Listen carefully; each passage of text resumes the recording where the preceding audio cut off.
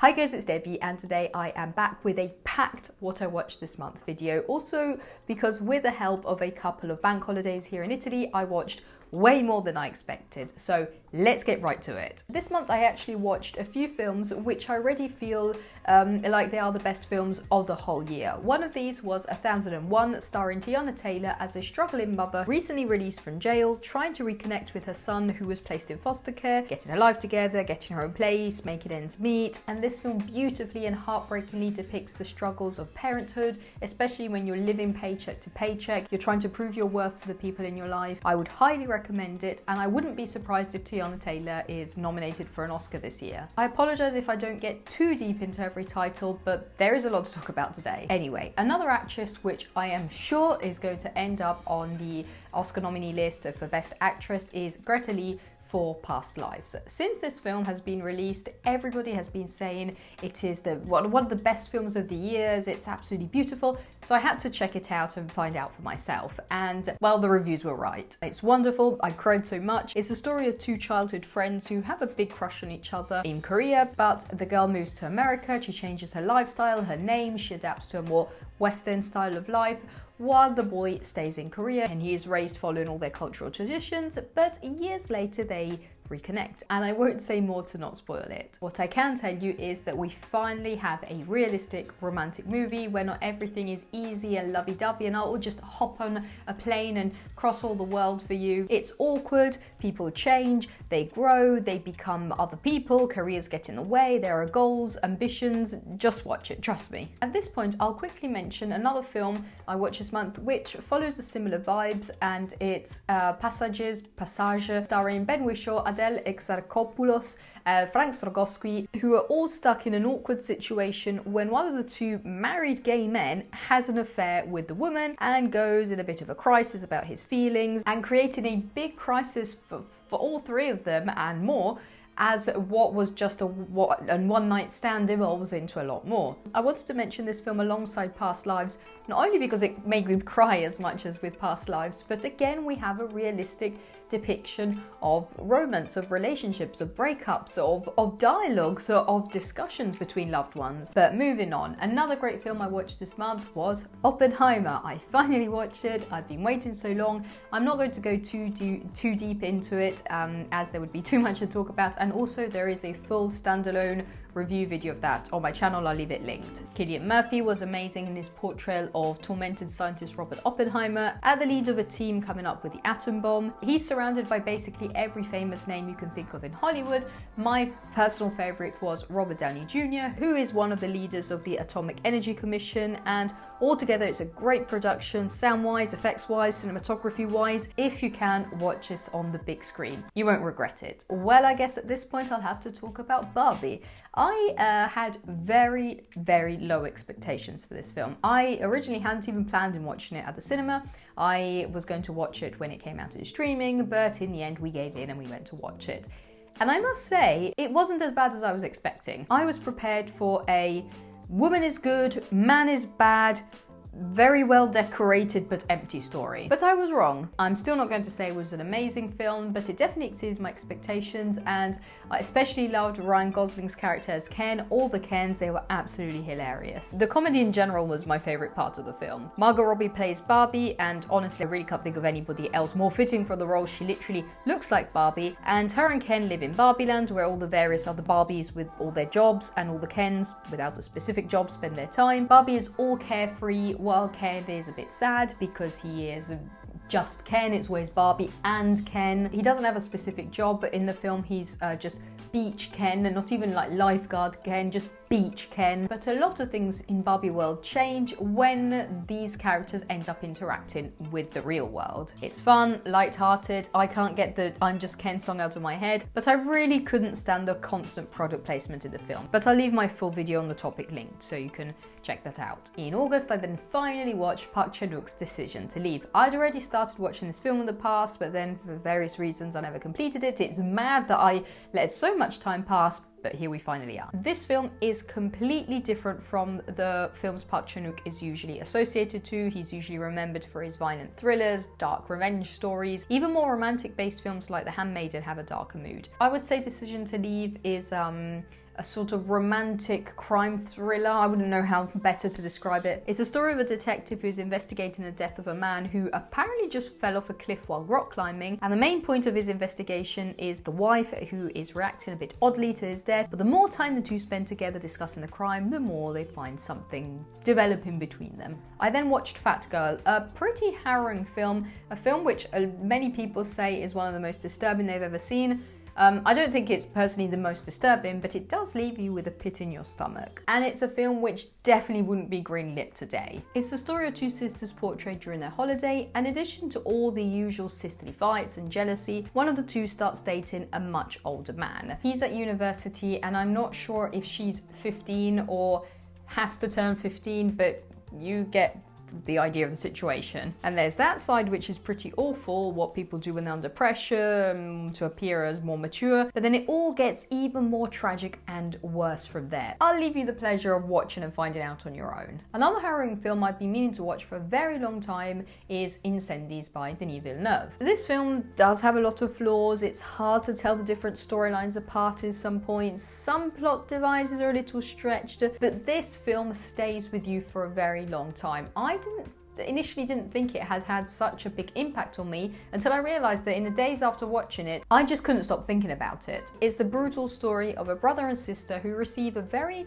bizarre letter with odd requests after their mother dies. They have to travel to their mother's home country to figure out all their tangled roots, and there they discover a lot more than they would have liked. I then watched The Card Counter, which I wanted to watch because it stars Oscar Isaac, who I really like, but the film isn't as good as I hoped it would be. Actually, I have conflicting thoughts on this film because on the one hand, I liked Oscar Isaac's character, I liked the premise of the whole film, but the cast chemistry was really bizarre. A lot of interactions felt very cold, very awkward, just couldn't really empathize with them. It's basically the story of a man who's released from jail and he is making a living playing cards at casinos, a skill which he perfected while he was incarcerated. But this life path leads him to meeting more people in the casinos, and the plot thickens in a way I definitely wasn't expecting from the trailer. Another film for which I have conflicted feelings is Corner Office, starring John Hamm as a new employee of a company in which he has to go through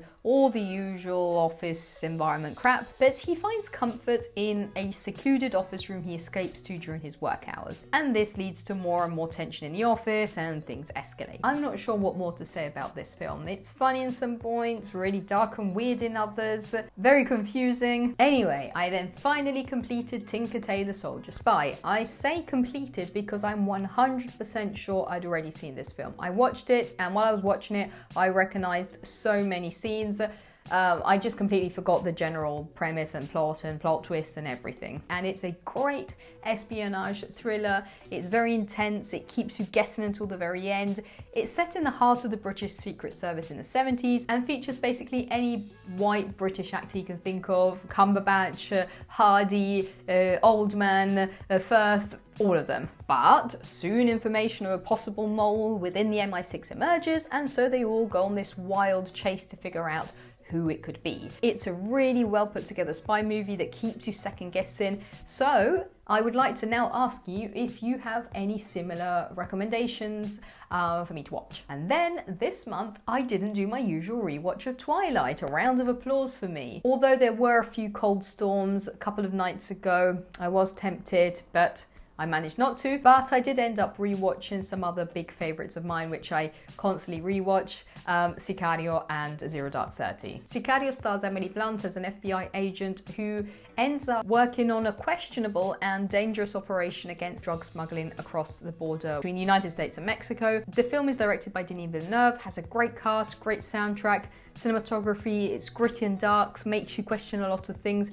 Highly recommended. The other film, Zero Dark 30, is the story of the search for Osama bin Laden.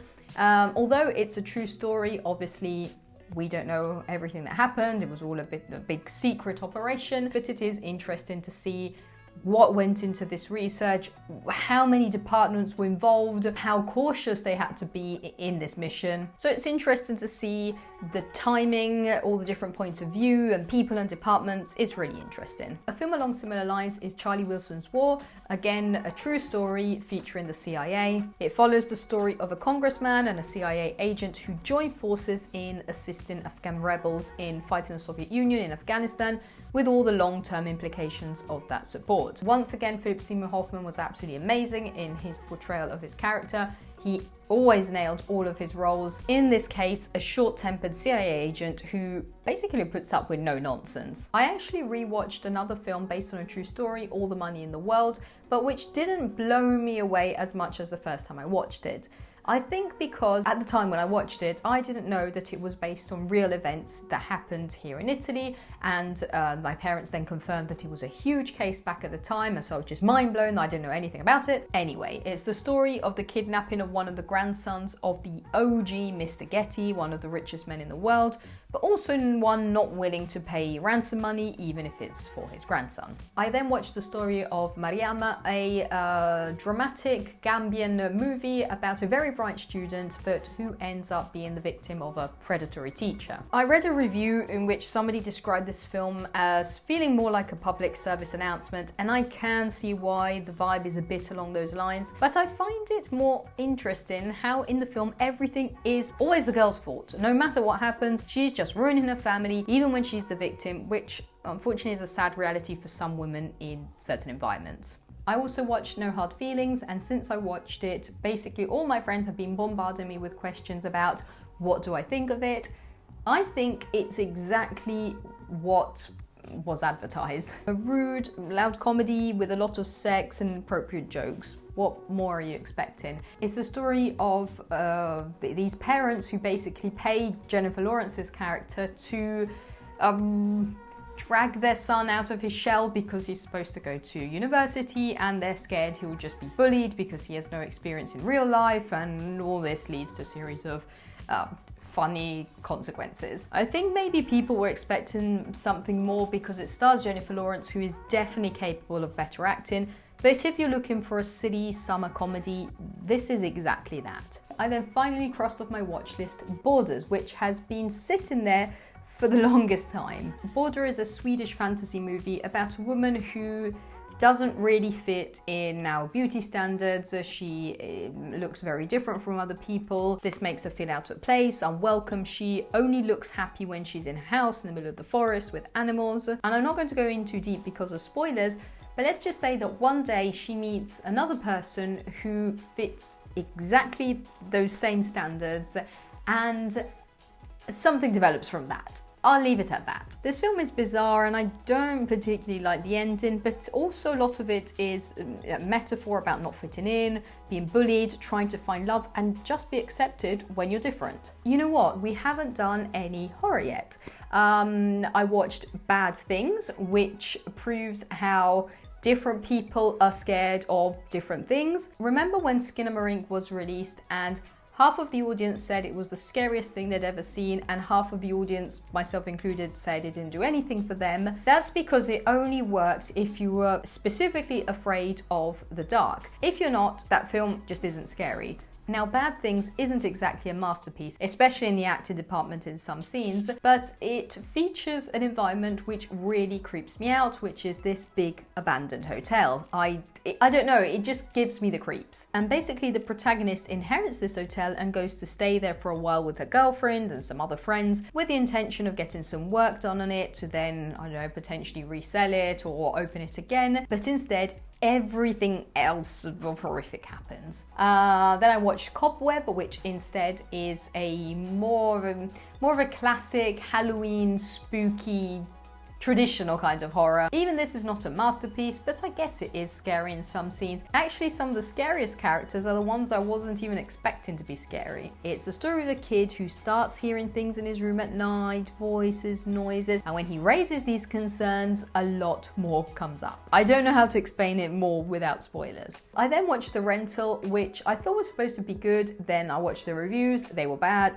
I decided to give it a go anyway. The reviews were right. Anyway, two couples decide to rent out this beautiful property for a weekend, but soon they notice odd things around the house and their stay turns into a nightmare. Now, when the film actually gets into the scariest part of the story, it is pretty scary. The problem is that the build-up is so boring. These characters are so flat, one-dimensional. There's nothing interesting. You're just waiting for something to happen to them. And it's a pity and surprising because there are some famous names here. Jeremy Allen White, Alison Brie. Then does The Ninth Gate count as a horror or is it more of a thriller?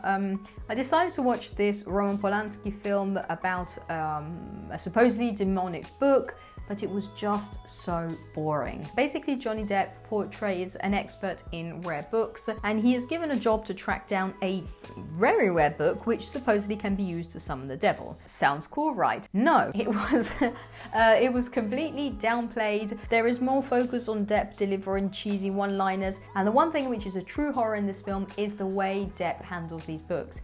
He's an expert in books and he's smoking over them, drinking them, tossing them around, throwing them in his bag.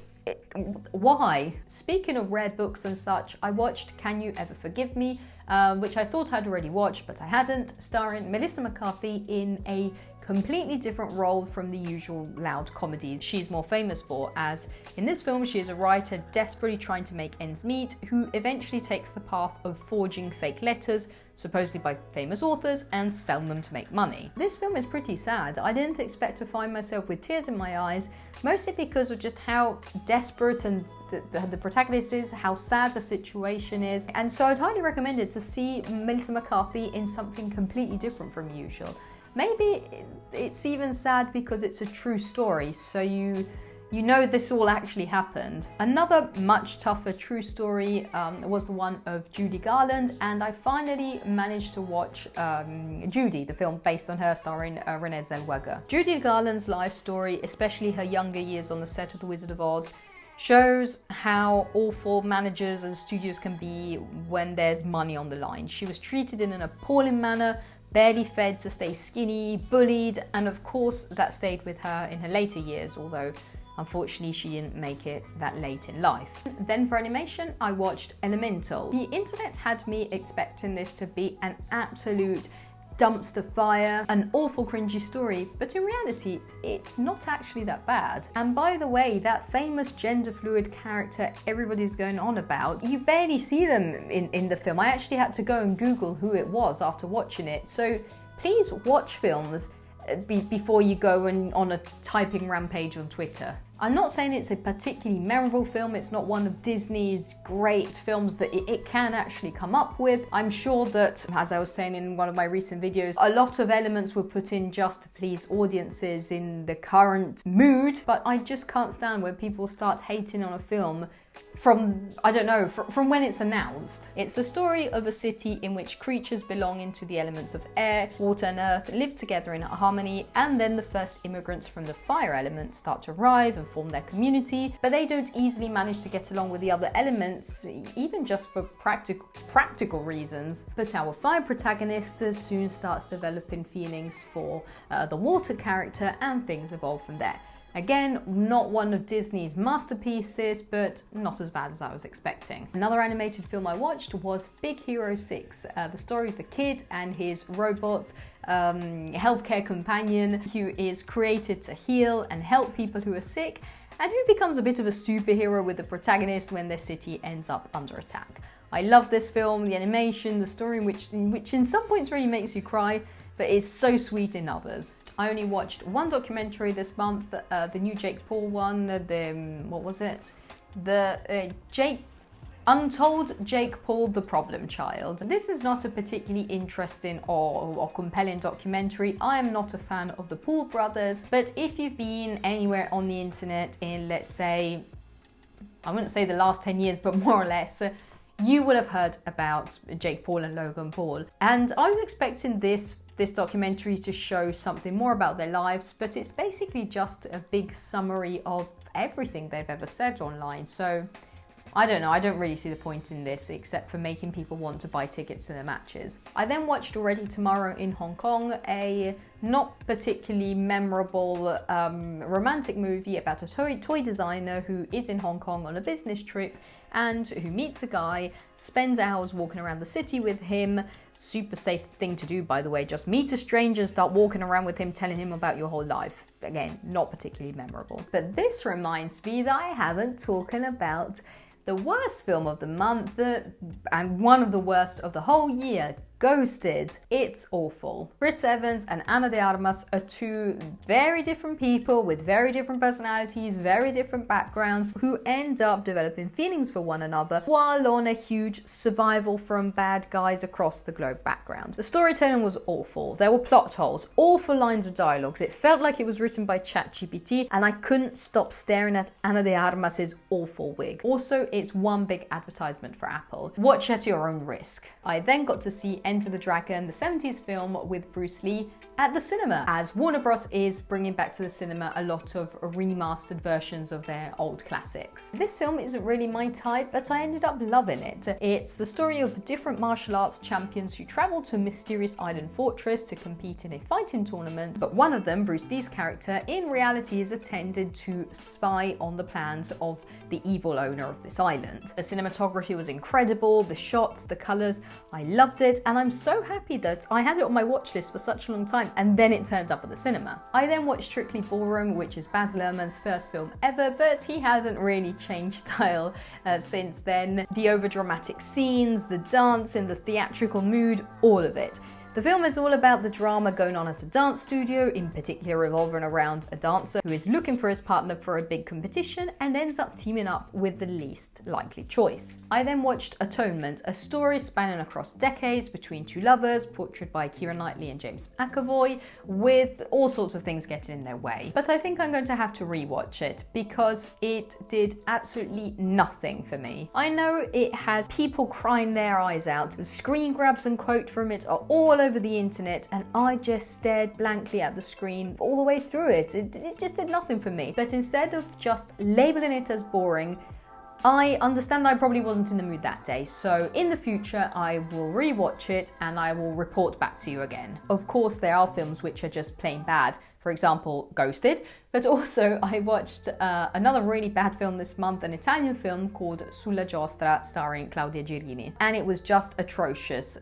The premise itself wasn't even that bad. It's the story of a wealthy family selling their huge villa and moving out, but their long-time, I guess maid is the term, well, she doesn't want to move out, causing a lot of trouble for everybody. But the acting was absolutely terrible. But there was just no cast chemistry. It was awful. I then watched Few of Us, which you will only enjoy if you don't mind very, very, very slow-paced films, as this is a 90s Lithuanian film with no dialogue.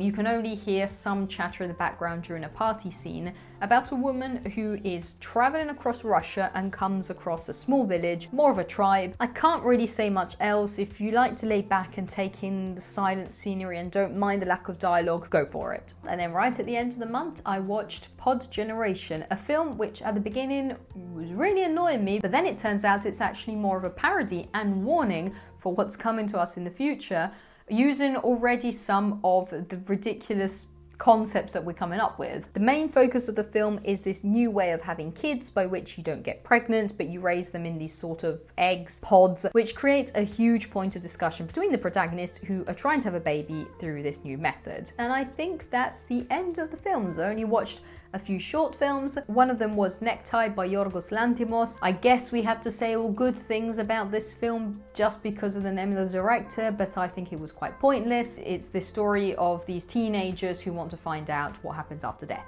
I don't know. But then I also watched a couple of Bong Joon-ho's early short films right at the beginning of his career from the 90s. The first one is a very short film from 94, Memories in My Frame, about this kid who is going back and forth from school and who thinks he can hear his dog barking, which leads him to investigating this noise. But his short film, which I would recommend more, is Incoherence, which features all different men who are all either in trouble or they've committed a petty crime. For example, a teacher who has to hide an adult magazine he has in his office, a man who takes a drink somebody left outside their house, a man who desperately needs to use the toilet. Anyway, they're all somehow connected, and I'll leave it up to you to discover how.